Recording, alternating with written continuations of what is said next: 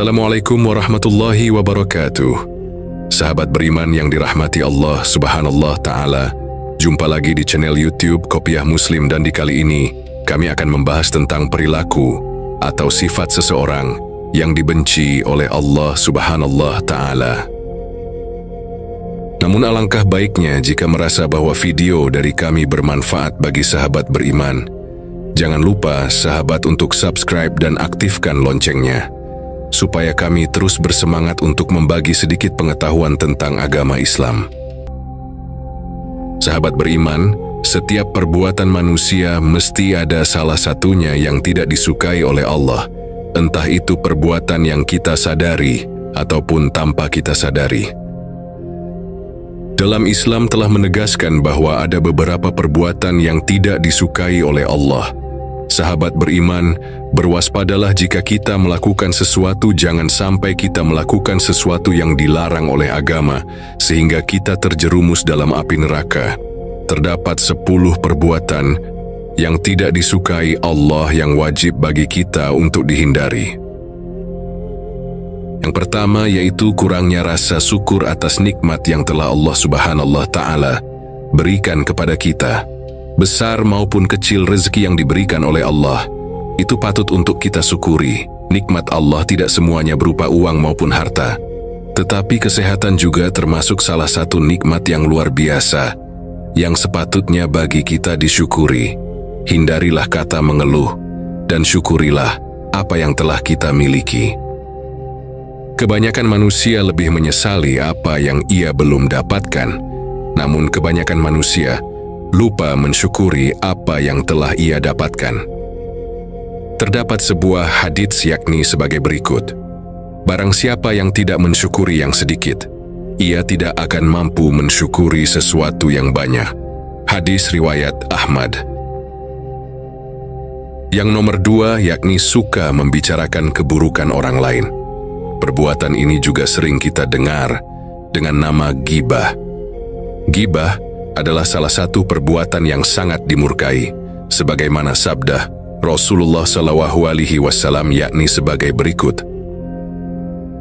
orang yang paling aku murkai di antara kalian dan paling jauh tempatnya dariku pada hari kiamat, yaitu Ats-Sarsarun, orang yang banyak bicara yang suka bikin gosip. Al-Mutasyadiqun, orang yang suka melontarkan celaan pada orang lain. Dan Al-Mutafaihiqun, mereka berkata, ya Rasulullah, kami telah mengetahui siapa itu Ats-Sarsarun dan Al-Mutasyadiqun. Lalu siapakah Al-Mutafaihiqun tersebut? Kemudian Rasulullah menjawab, orang-orang yang takabur. Hadis riwayat Tirmizi. Yang nomor 3 yakni orang yang suka memfitnah dan merendahkan orang lain. Memfitnah dan merendahkan serta ghibah salah satu perbuatan yang termasuk perbuatan zalim.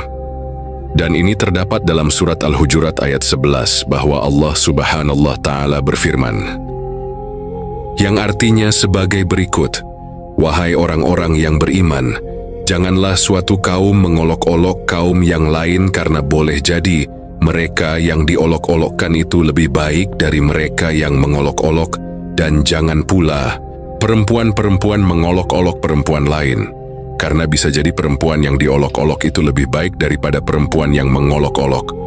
Janganlah kalian seling mencela dan memanggil dengan julukan yang buruk. Seburuk-buruk panggilan adalah panggilan fasik setelah beriman.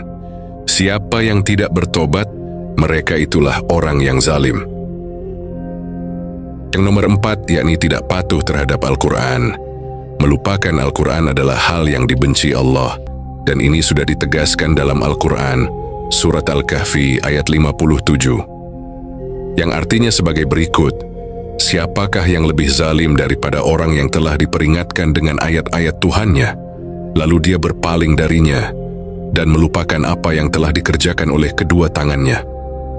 Sesungguhnya kami telah meletakkan penutup pada hati mereka, sehingga mereka tidak memahaminya, dan meletakkan pula sumbatan di telinga mereka. Dengan demikian, kendatipun engkau, Nabi Muhammad, menyuruh mereka kepada petunjuk, niscaya mereka tidak akan mendapat petunjuk untuk selama-lamanya.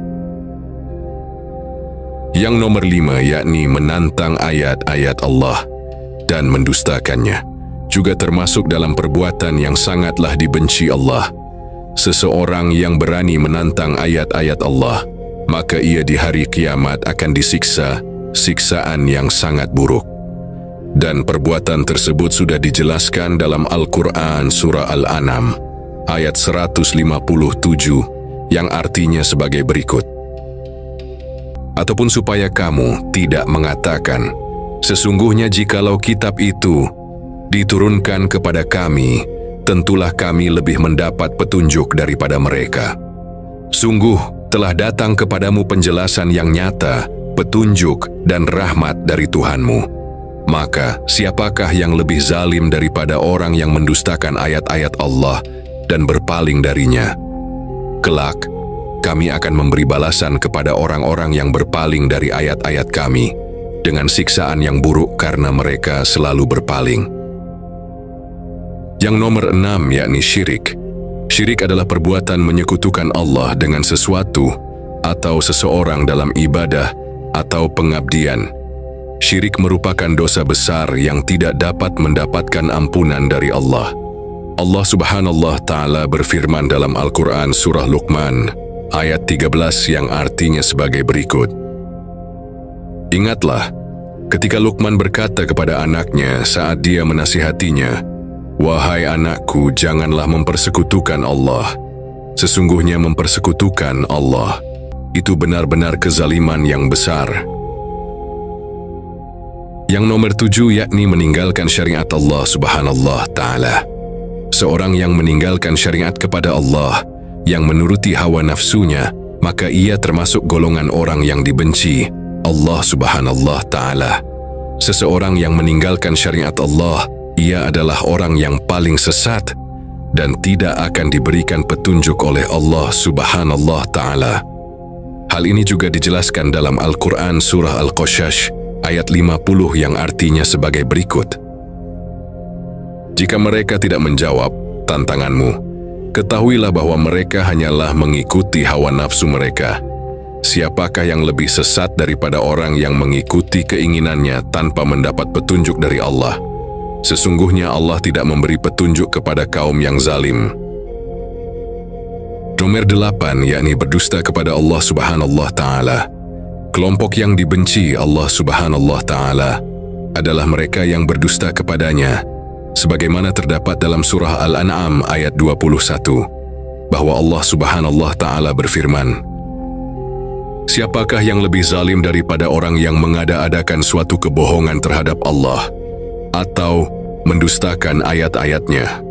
Sesungguhnya orang-orang yang zalim itu tidak beruntung."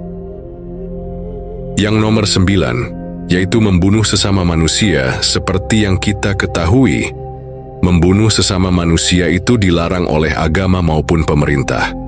Dalam negara hukuman, membunuh orang diatur dalam Kitab Undang-Undang Hukum Pidana (KUHP) dan dapat berupa pidana penjara atau pidana mati.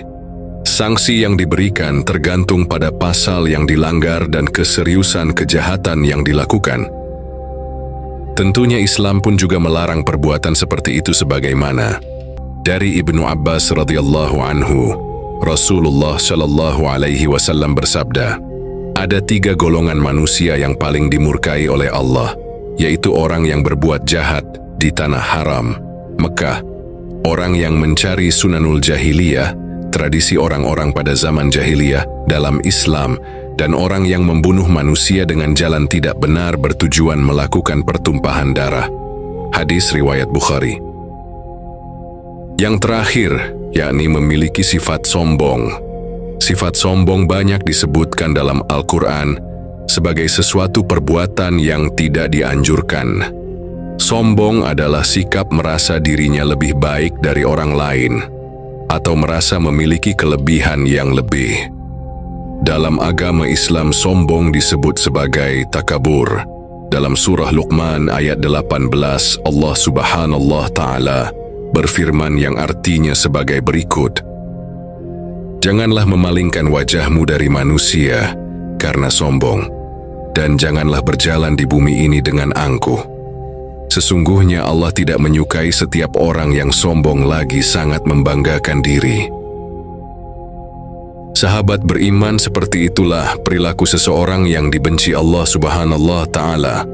Semoga kita semua senantiasa dijauhkan dari sifat atau perilaku seperti tersebut.